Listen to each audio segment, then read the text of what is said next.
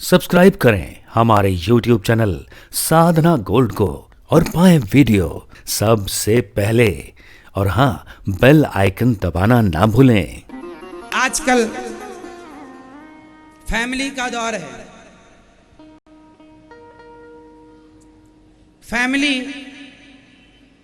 Family का आजकल लड़के, एक जगह में गया एक के घर में, उसने कहा महाराज जी हमारी फैमिली से मिलिए। हमने कहा चलो मिलाओ अपनी फैमिली से।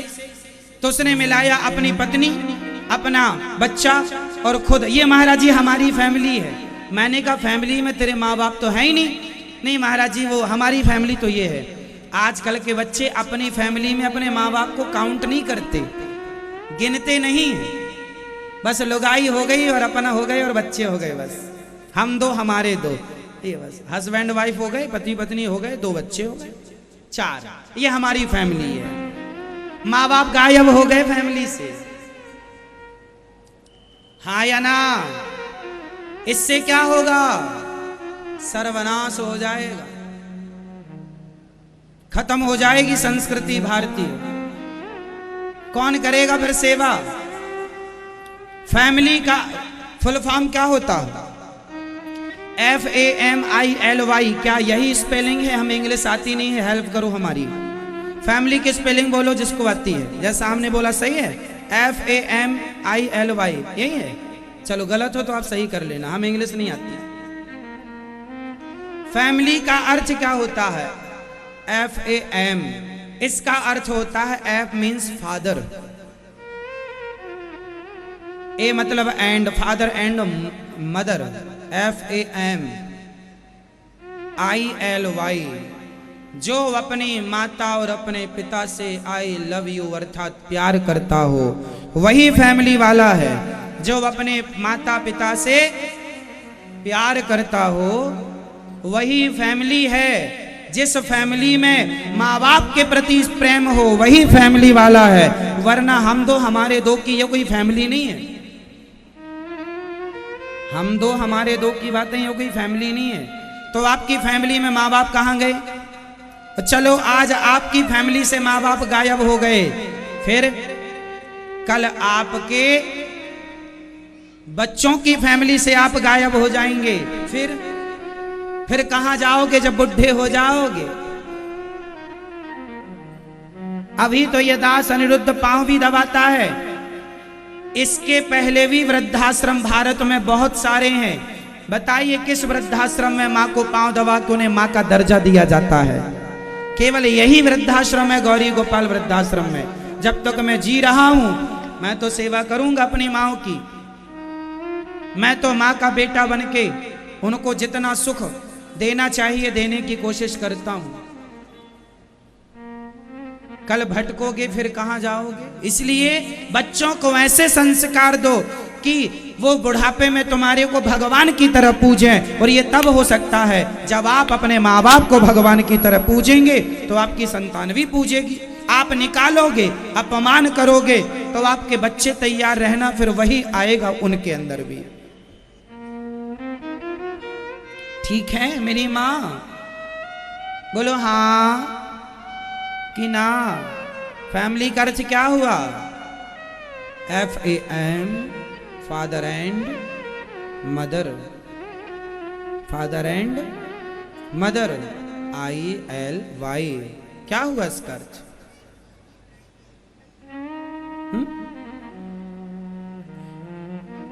जब इलू इलू का मतलब आई लव यू हो सकता है तो ILY का मतलब आई लव यू क्यों नहीं हो सकता? क्यों जी? क्यों? तो अपनी माँ से प्यार कौन कौन करेगा? सच्चा वाला। पांव दबाओगे, सेवा करोगे, घर से निकालोगे क्या? माँ को बहू आएगी, पत्नी आएगी, कहे जी हमें रखो या अपनी माँ को रखो, तो आप क्या करेंगे? पत्नी को समझाओ, तू भी रहे और माँ भी रहेगी। ना माने तो समझाओ, ना माने तो हमारे पास लाओ, फिर हम समझाएंगे उसको तरीके से। जिसकी पत्नियां ना सुनती हो, जिसकी पत्नी ये जिद पकड़े बैठी है कि या तो अपनी माँ को रखो या तो हमें रखो, उनको हमारे पास लाना चाहिए। उनका इलाज हम कर देते हैं। नानी याद आ जाती है उनकी।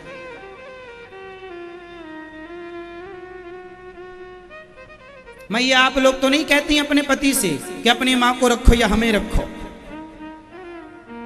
जो महिला ये शर्त अपने पति के आगे रख देती है कि या हमें रखो या अपनी मां को रखो, ऐसी महिला घोर नरक जाती है। जो अपने बड़ों का, अरे एक बूढ़ी मां को तुम 2 रोटी ना दे पाई।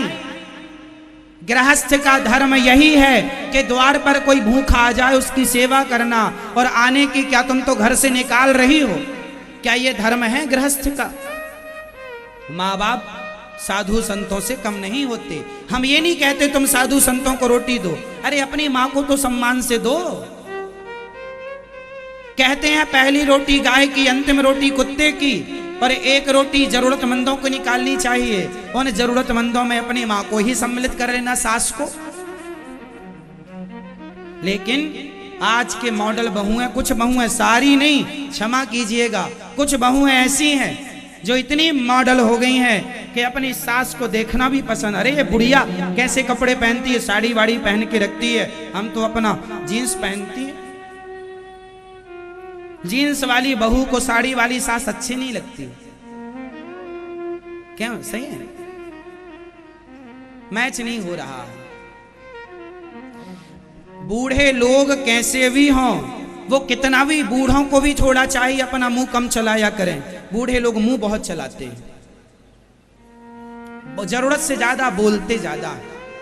उन्हें लगता हमसे ज्ञानी कोई नहीं। ये नहीं कि थोड़ा चुप रहा करें। जितना चुप रहेगा बूढ़ा आदमी उतना सुखी रहेगा। तो बच्चों को चाहिए, बहू को चाहिए, बेटे को चाहिए बड़ों का सम्मान, और बड़ों को चाहिए कि थोड़ा तुम चुप रहा करो। गलती करें बच्चे समझाओ, डांटो मत। वो जमाना गया कि जब बेटा को पकड़ के बाप 2-4 जूते मार देता था। आजकल तो आप कह भी नहीं सकते, कुछ कहेंगे तो बच्चों को बुरा लग जाता है। पहले कोई बुरा उरा नहीं लगता था। पहले के बच्चे तो बाप के खूब जूते खाते थे और खूब प्रेम से सेवा भी करते थे अपने बाप की। क्यों? आपने जूते खाए अपने बाप के? खाए? देखो ये बैठे, जूते खाने वाले बच्चे अपने बाप की सम्मान से सेवा करते थे। और आजकल के माँ बाप ऐसे हैं कि यदि बच्चों को जरा डांट दें तो बच्चे गुस्सा हो जाते हैं। आजकल के बच्चे जूजू हो गए, माँ बाप कुछ कह भी नहीं सकते बच्चों को। पहले का स्कूल ऐसा होता था, मैं जब 8वीं कक्षा में पढ़ता था, 7वीं कक्षा में, और मेरे एक उपाध्याय सर थे, हिंदी पढ़ाते थे।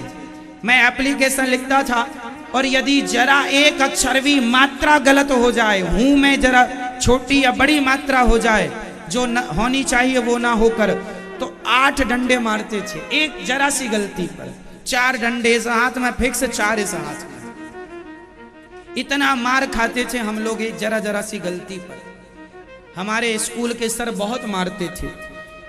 एक सर थे बहुत मारते थे, खूब मारते थे। और इतना मार खाने के बाद भी हम लोग उनके प्रति कोई द्वेष भावना नहीं रखते थे। अरे हमारा अपमान कर दिया, मार दिया।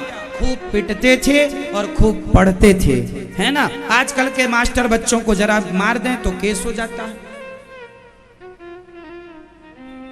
हमारे जमाने में तो कहावत चलती थी कि मास्टर जी मारे धम्म धम्म और विद्या आवे छम्म छम्म, है ना। जमाना ही बदल गया। चलो हम ये नहीं कहते मारो, जरूरत ही नहीं है, गलती ना करो तो मारने की, पर देखो भय जरूरी है। भय बिनु हो ही न प्रीत। थोड़ा सा अपने आप को अब अपडेट कर लीजिएगा और बड़ों का आदर कीजिएगा। नहीं तो जब मां मर जाएगी तब आप रोएंगे।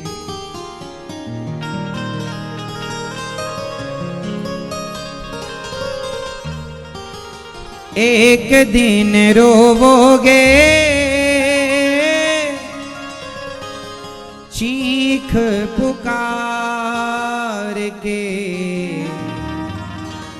माता पिता की अपने। एक दिन आप रोएंगे। इसलिए हम कहते हैं माता पिता की अपने मूर्ति निहार के। माँ जिंदा है, प्यार कर लो अपनी माँ से, सेवा कर लो, यही चीजें पुण्य संग जाता है। अभी मैंने एक दिन सुना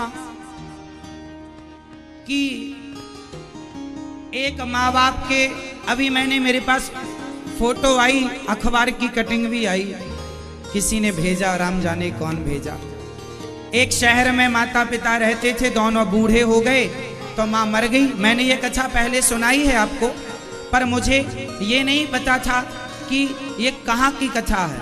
अब तो मेरे पास फोटो आ गई है उन माता पिता की, प्रूफ के लिए, सिद्ध करने के लिए। एक माँ बाप बूढ़े थे तो माँ मर गई, अर्थात पत्नी मर गई। तो पति ने अर्थात बाप ने फोन लगाया अपने बेटों को, बेटे रहते थे अमेरिका, बेटा तुम्हारी माँ मर गई है, जल्दी आ जाओ।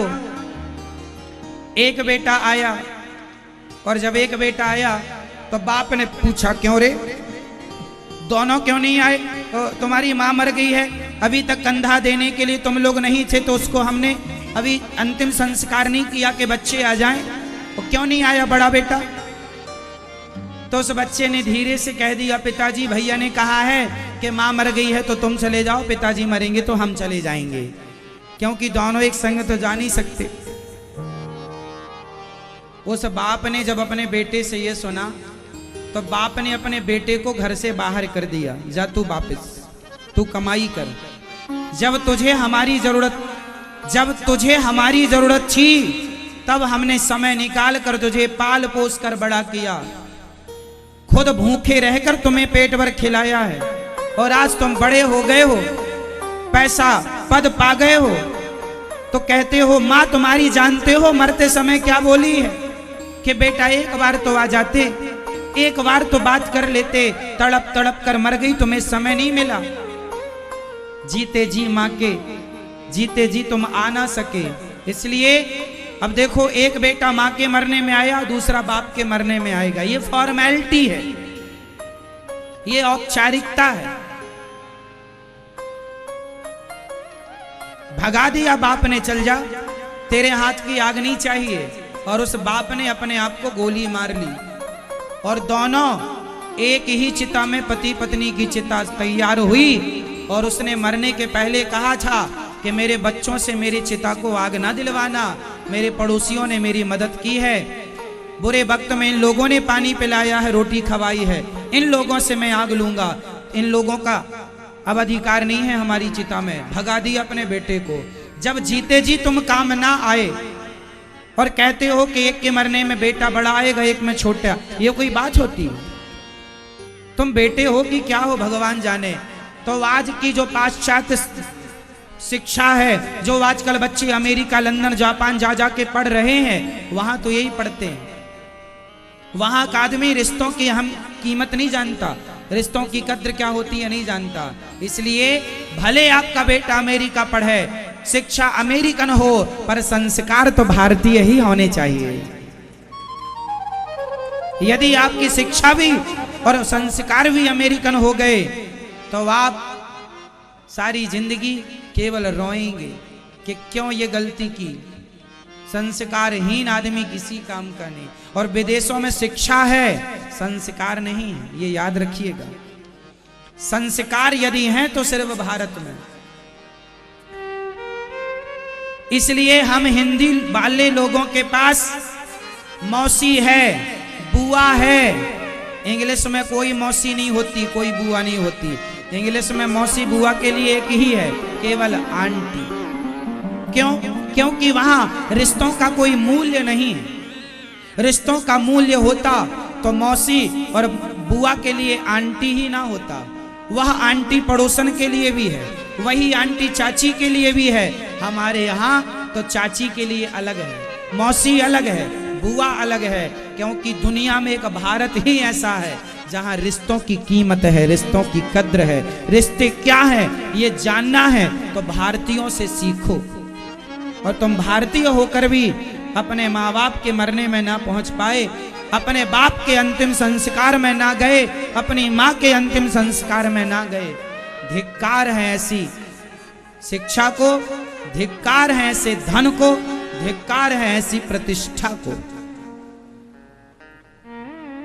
इसलिए मैंने बताया था कल परसों आपको कि एक माँ यहां भी हमारी वृद्ध माँ चल बसी गौरी गोपाल में, बेटे को बोला आजा, नहीं आया।